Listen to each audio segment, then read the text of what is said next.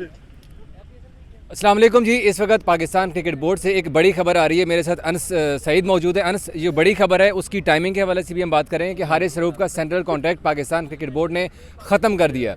ये central contract ख़त्म करने की वजह क्या है और ये जो टाइमिंग है ये बड़ी इंपॉर्टेंट तस्वर की जा रही है। लाहौर कलंदर्स के कैम्प में भी धड़धली मच चुकी है, क्योंकि अब से थोड़ी देर पहले यहीं पर हारिस रऊफ फील्डिंग कर रहे थे और लाहौर कलंदर्स का जो प्रैक्टिस मैच था पेशावर ज़ल्मी के खिलाफ वो ख़त्म हो चुका है। उसमें हारिस रऊफ ने विकेटें भी ली हैं और ये मैच भी कलंदर्स जीत चुकी है। लेकिन हारिस रऊफ के सेंट्रल कॉन्ट्रैक्ट पे सबसे पहले हम बात करते हैं कि पीसीबी ने अपने प्रेस रिलीज़ में क्या कहा। सबसे पहले अपने फैंस को वो बता दें। हाँ देखिए जी, हारिस रऊफ का सेंट्रल कॉन्ट्रैक्ट ख़त्म कर दिया गया है। हंस के रहे आए, इधर आए। अच्छा, तो अब ये सीरियस बात ये है कि हारिस रऊफ को क्यों सेंट्रल ख़त्म किया गया, उसकी वजह मैं ज़रा बीपर दे दूँ, मेरे लिए भी हारिस रऊफ की इतनी बड़ी खबर है। अभी मुझे ऑफिस से फ़ोन आया, मैं ज़रा बीपर दे दूँ। आप इधर आए उतनी देर, ये रखें इसको इधर। तो हारिस रऊफ का सेंट्रल कॉन्ट्रैक्ट ख़त्म कर दिया गया है और क्यों किया गया, क्योंकि ऑस्ट्रेलिया जो टेस्ट सीरीज़ थी उसमें उन्होंने जाने से इनकार किया था और कहा था मैं इस सीरीज़ में नहीं जाऊंगा। वहाब रियाज ने ओपनली कहा था प्रेस कॉन्फ्रेंस में कि हारिस रऊफ ने रेस्ट लिया, हम चाहते थे कि वो जाएँ। और जिस तरह की परफॉर्मेंस रही ऑस्ट्रेलिया टूर पर, हारिस रऊफ की काफ़ी ज़रूरत भी थी। वो बिग बैश लीग खेलने के लिए वहाँ थे लेकिन टेस्ट सीरीज़ के लिए नहीं थे।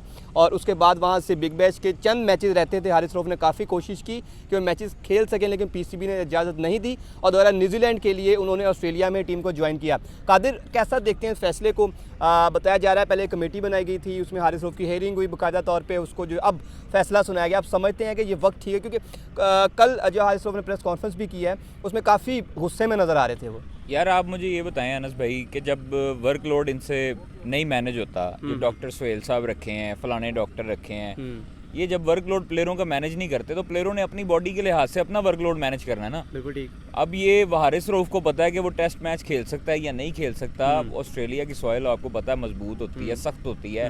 वो अगर इंजर्ड हो जाए वर्ल्ड कप से पहले, ठीक है, शाहीन आपका आधा फिट है, आपके पास बॉलर कौन है पीछे बताएं? अनस ये आमिर जमाल है या नसीम शाह है? बिल्कुल ठीक है, ठीक है। फिर आप मुझे ये बताएं, नसीम शाह आते आते रिदम में आते आते टाइम लगेगा। खान खासा PSL है, दोबारा उनका डिसलोकेट हो जाता है कंधा, अल्लाह ना करे, तो फिर आपके पास पीछे बॉलर कौन बचा है? स्पिनर लेके जाएंगे आप अमेरिका में?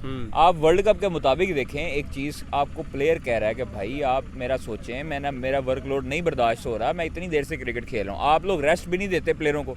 या तो आप सीनियर क्रिकेटर्स को रेस्ट दें किसी छोटी सीरीज़ में। छोटी सीरीज़ आप अफगानिस्तान के खिलाफ खेलते हैं, उसमें हार जाते हैं, फिर आपको वाम जो है वो नहीं, आपको लगता नहीं सेंट्रल कॉन्ट्रैक्ट देने से पहले पूछ लेते कि रेड बॉल खेलनी है आपने या नहीं? मेरी बात सुने, सेंट्रल कॉन्ट्रैक्ट जो है मिला है प्लेयर्स को, वो इसलिए मिला कि उनकी कारकर्दगी है भाई, वो खेलते रहे हैं, पाकिस्तान को रिप्रेजेंट करते रहे हैं।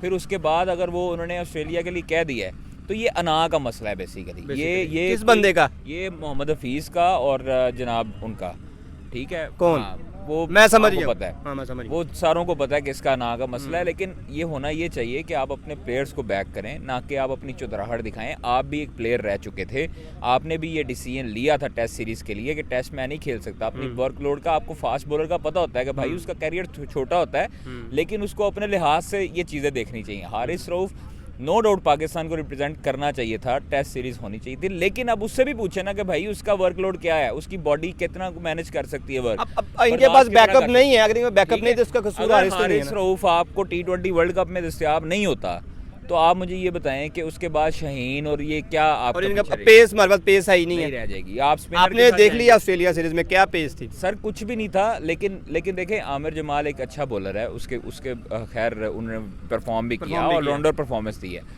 दूसरी तरफ हारिस रऊफ का ये सेंट्रल कॉन्ट्रैक्ट ख़त्म करना एक रंगबाजी है।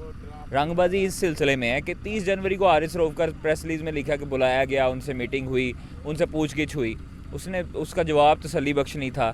आप प्लेयर को ऐसे जब डिसरिस्पेक्ट करोगे ना तो प्लेयर फिर डिसहार्ड होगा, और डिसहार्ड होगा तो फिर वो टेस्ट क्रिकेट से रिटायरमेंट भी लेगा। फिर आप क्या करेंगे?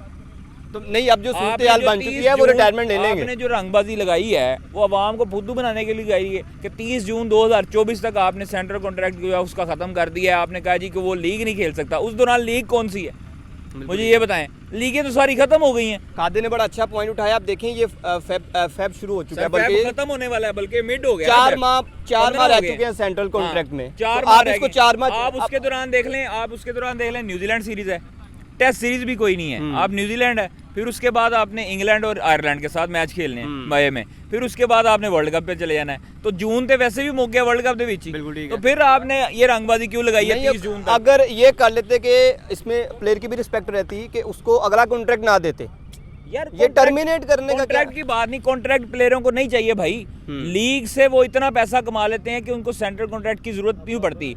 सेंट्रल कॉन्ट्रैक्ट की जरूरत इसलिए पड़ती है कि वो आगे लीग्स के साथ उनका कॉन्ट्रैक्ट अच्छा हो जाए। ले हमारा भी बीपर आ गया जरा खटक से बाहर। अच्छा, मैं जो सबसे इंपॉर्टेंट चीज़ है इसमें, सेंट्रल कॉन्ट्रैक्ट खत्म होने से खिलाड़ी को कोई फर्क नहीं पड़ता, क्योंकि खिलाड़ी माशाल्लाह से, जैसे कादर भी बात कर रहे थे कि वो जितना कमाते हैं उनको इस सेंट्रल कॉन्ट्रैक्ट की जरूरत और नहीं ये होती। इस बार का लेकिन सबसे जो इंपॉर्टेंट चीज़ अनस वो ये है कि अभी पाकिस्तान सुपर लीग 17 फरवरी परसों से शुरू होने जा रहा है। हारिस रऊफ ने अभी देखा आपने कि जो बॉलिंग की है, अभी बॉलिंग फील्डिंग कर रहे थे और विकेट भी लिए उन्होंने, बड़ी ज़बरदस्त परफॉर्मेंस पे हैं, रिदम में वापस आ चुके हैं। उन्होंने लास्ट टाइम भी जब मीडिया से बात की थी तो उनका कहना था कि वो इस वक्त प्रेशर महसूस नहीं कर रहे, लेकिन जो टाइमिंग है वो बड़ी इंपॉर्टेंट है, वो हारिस रऊफ की परफॉर्मेंस को इम्पैक्ट कर सकती है। लाहौर कलंदर्स की जानिब से खेल रहे हैं और यकीनी तौर पर अब ये खबर पूरी दुनिया में फैल चुकी है।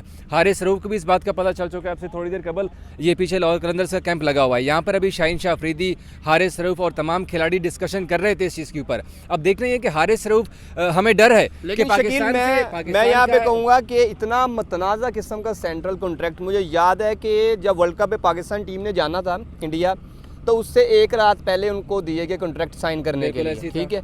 अब प्लेयरों की कुछ शराइत हैं। अब पाकिस्तान क्रिकेट बोर्ड में यहाँ पे लोग 15-15, 20-20 लाख रुपए लेते हैं जो मैनेजमेंट के लोग हैं, और प्लेयरों के नाम पे इनको पैसा आता है, स्पॉन्सर आते हैं, आईसीसी से पैसा आता है। तो प्लेयर्स को पैसा देते हुए क्या मसला होता है इनका? प्लेयरों के सेंट्रल कॉन्ट्रैक्ट, मसला इस टाइम पैसों का नहीं है, मसला है अना का। हारिस ने एक वैलिड रीज़न दिया था कि मैं एक अरसे से डोमेस्टिक क्रिकेट नहीं खेला, 4 डे क्रिकेट खेला ही नहीं हूँ मैं।